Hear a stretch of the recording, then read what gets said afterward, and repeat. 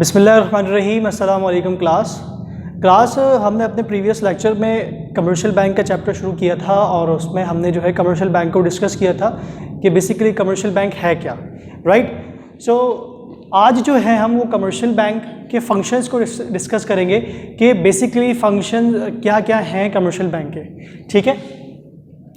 तो functions of commercial bank जो है वो दो तरह के होते हैं, एक प्राइमरी फंक्शंस और दूसरा सेकेंडरी फंक्शंस, ठीक है।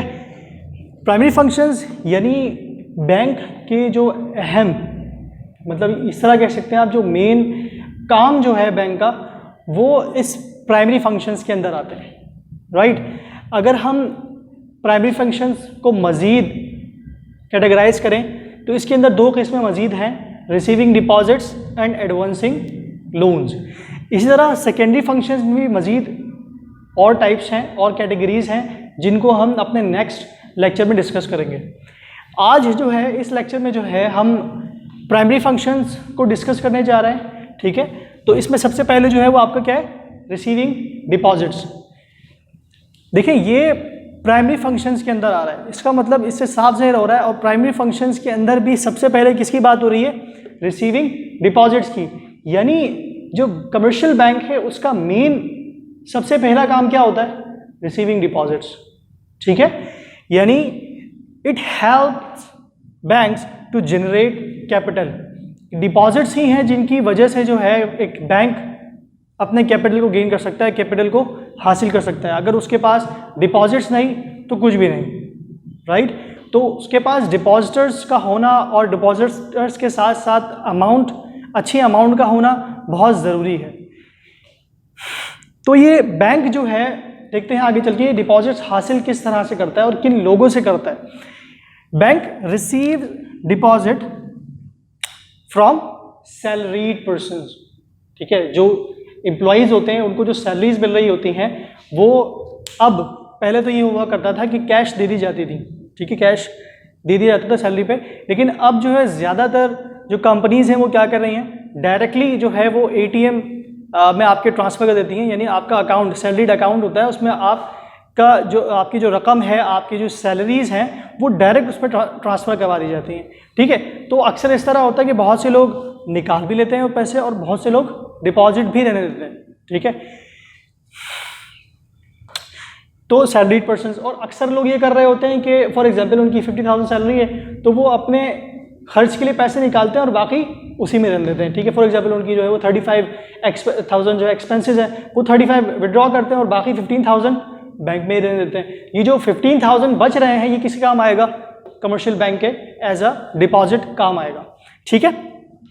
इसके अलावा जो ट्रेडर्स होते हैं, मैन्युफैक्चरर्स हैं, बिजनेसमैन हैं, ठीक है, होलसेलर, रिटेलर्स, ठीक है, और जो पेमेंट्स वगैरह बाहर से आ रही होती हैं, फॉरेन, जब फॉरेन ट्रेड हो रही होती हैं तो इनके अगेंस्ट में जो पेमेंट्स आ रही होती हैं जो वो किस में जा रही होती हैं, वो बैंक के अकाउंट्स में ही जा रही होती है, क्योंकि वो आप थैले भर के घर में नहीं रख सकते, ठीक है, वो एक मुसीबत का घर है। तो इसी वजह से लोग जो ट्रेडर्स होते हैं, जो मैन्युफैक्चरर्स होते हैं, वो अपने आप को मुसीबत और डकैती वगैरह के खतरात से बचाने के लिए वो पैसे अपने कहाँ जमा करवाते हैं, बैंक्स में जमा करवाते हैं, राइट। और जाहिर है कभी जो है ये पेमेंट्स के तौर पे डिपॉजिट्स आ रही होती हैं और कभी जो है ये आपका जो सेविंग्स होती हैं, रिटेन अर्निंग होती हैं मैन्युफैक्चरर्स की, उसके तौर पे डिपॉजिट्स आ रही होती हैं, ठीक है। अच्छा, ये जो सैलरीड पर्सन्स हैं, ट्रेडर्स हैं, मैन्युफैक्चरर्स हैं, ये अपने अपने काम के हिसाब से मुख्तलिफ अकाउंट्स को सिलेक्ट करते हैं, ठीक है। फॉर एग्जांपल मैंने बात की सैलरीड पर्सन्स की, तो जाहिर है ये नॉर्मल तबका होता है, ठीक है। इनके जो पैसे होते हैं नॉर्मल होते हैं, वो ज़्यादातर ट्रांजैक्शन भी इनकी नहीं होती, तो उनकी ज़्यादातर कोशिश ये होती है कि वो कौन से अकाउंट खोलें, सेविंग अकाउंट, ठीक है, जिसमें वो अपनी रकम रख देते हैं और कुछ अरसे बाद हफ्ते में जो है वो 1-2 मरतबा ही अलाउ होता है कि उसमें से आप पैसे निकाल सकते हो, ठीक है। तो ये सैलरीड पर्सन ज़्यादातर सेविंग अकाउंट भी यूज़ कर रहे होते हैं। इस तरह अगर मैं मैन्युफैक्चरर और ट्रेडर्स की बात करूँ तो उनको फ्रिक्वेंटली पेमेंट्स करनी होती हैं, ठीक है, उनको रिसीव भी करना होता है, फ्रिक्वेंटली पेमेंट्स भी करनी होती है, ठीक है। तो बैंक जो है उनके लिए कौन सा अकाउंट रेफर करता है, करंट अकाउंट, ठीक है। इसको हम मज़ीद जो अकाउंट्स का हमारा चैप्टर है बैंक अकाउंट्स का, उसमें हम मज़ीद इन अकाउंट्स के बारे में डिस्कस करेंगे। इसी तरह एक और अकाउंट के बारे में लिखा हुआ है यहाँ पे, फिक्स डिपॉजिट अकाउंट। इसको हम TDR भी कहते हैं, टर्म डिपॉजिट रिसिप्ट। ये टेक्निकल वर्ड है टर्म डिपॉजिट रिसिप्ट, लेकिन नॉर्मल जो आम लोग होते हैं उनके लिए ये वर्ड यूज किया जाता है फिक्स डिपॉजिट अकाउंट, यानी अमाउंट जो आपके पास एज अ सेविंग पड़ी हुई है घर पे, वो आप एक सर्टेन पीरियड के लिए बैंक में रख देते हो और कहते हो कि इसको जो है इतने साल बाद मुझे ये पैसे चाहिए और मुझे इतने चाहिए, ठीक है। उसमें एक हेवी इंटरेस्ट आपको मिलता है, चूँकि आप जो है उसको एक पर्टिकुलर डेज के लिए, एक पर्टिकुलर मंथ या ईयर्स के लिए उसको रखते हो अपने हिसाब से कि भाई मुझे इतने पैसे चाहिए इतने साल बाद, और वो उस पर कंपाउंड या सिंपल इंटरेस्ट लगाने के बाद उसमें अच्छी खासी आपको इंटरेस्ट मिल जाती है, ठीक है। तो ये था रिसीविंग डिपॉजिट्स के हवाले से थोड़ा सा ब्रीफ इंट्रोडक्शन।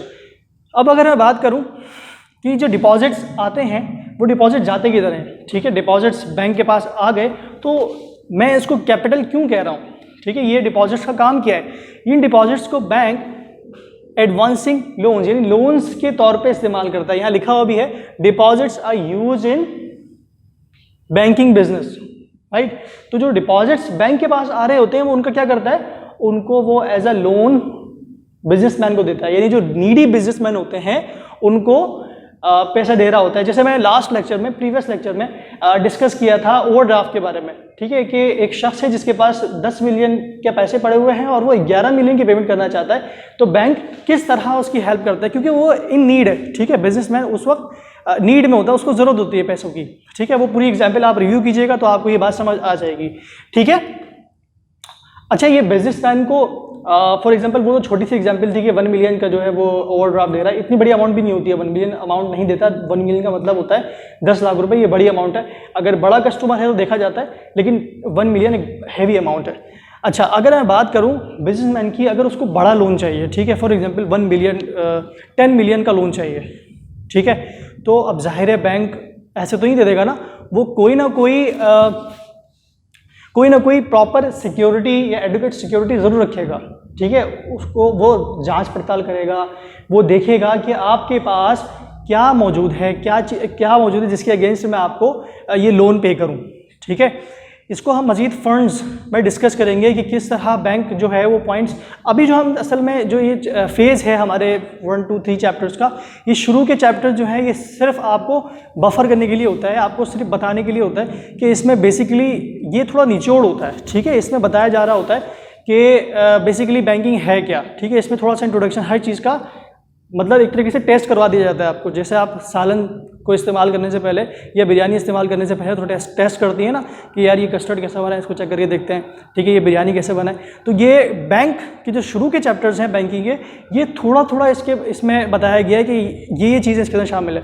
हम इसको मज़ीद इन डेप्थ स्टडी करेंगे, ठीक है। ये अलग अलग चैप्टर्स हैं, ये एक वर्ड्स एक चैप्टर्स हैं, ठीक है। तो कोई ना कोई एडुकेट सिक्योरिटी होगी जिसकी बुनियाद पर बैंक जो है वो आपको लोन देगा, या आप कोई सिक्योरिटी रखवाओगे या कोई पेपर रखवाओगे, कोई कागजात रखवाओगे, जब ही आपको बैंक देगा। और जब तक वो मुतमईन नहीं हो जाता, क्योंकि ये पैसे जो है वो डिपॉजिटर्स के होते हैं, ठीक है, और बैंक लायबल होता है अगर in case of any default, अगर आप डिफ़ॉल्ट कर जाते हो और बैंक का पैसे लेके भाग जाते हो, तो फिर जाहिर है पे किसको करना होता है, बैंक ने करना है, डिपॉजिटर्स को तो बैंक ने पे करना है ना। तो ये इसीलिए ये बहुत ज़रूरी है कि एक बैंकर जो है वो एडुकेट सिक्योरिटी जो है वो रखे।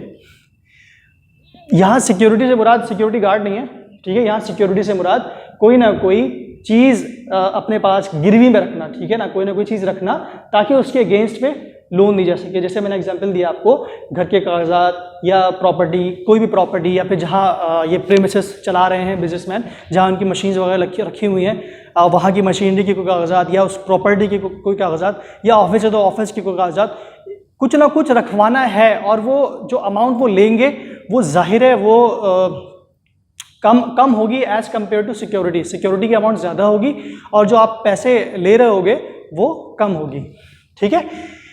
अच्छा, एक और बात जो इसमें हम ऐड कर सकते हैं वो ये कि borrowers IR is greater than depositors IR, ठीक है। ये तो पता है ना आपको,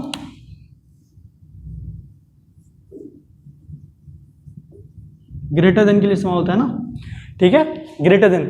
बोरोअर्स IR से मुराद इंटरेस्ट रेट, ठीक है। जो डेटर्स है, जो कर्ज ले रहा होता है, ठीक है, जो लोन ले रहा होता है, उसका इंटरेस्ट रेट ज़्यादा होता है as compare to depositors IR. जो डिपॉजिटर्स को बैंक दे रहा होता है, इंटरेस्ट रेट दे रहा होता है, जो सूद दे रहा होता है, वो क्या होता है, वो कम होता है एज कंपेयर टू जो डेटर्स पे आईआर चार्ज हो रहा होता है। तो ये जो डिफरेंस होता है, फॉर एग्जांपल बोरोवर का जो है वो बोरोवर का जो आईआर है वो फॉर एग्जांपल 14% है, ठीक है, और डिपॉजिटर्स को वो पे कर रहा है लेट्स से 10%, डिपॉजिटर्स आईआर, ठीक है। तो ये जो डिफरेंस है इन दोनों के दरमियान 4% का, ये क्या है, बैंक्स इनकम, ठीक है। तो ये जो 4% है ये किसकी इनकम है, बैंक की इनकम है, ठीक है। तो आज के लिए इतना ही। उम्मीद है कि आपको ये लेक्चर समझ आ गया होगा। अगर कोई क्वेश्चन है तो लाजमी पूछें कमेंट्स के जरिए। तो आज के लिए इतना रखते हैं, फिर इसके बाद हम नेक्स्ट लेक्चर में सेकेंडरी फंक्शंस को डिस्कस करेंगे।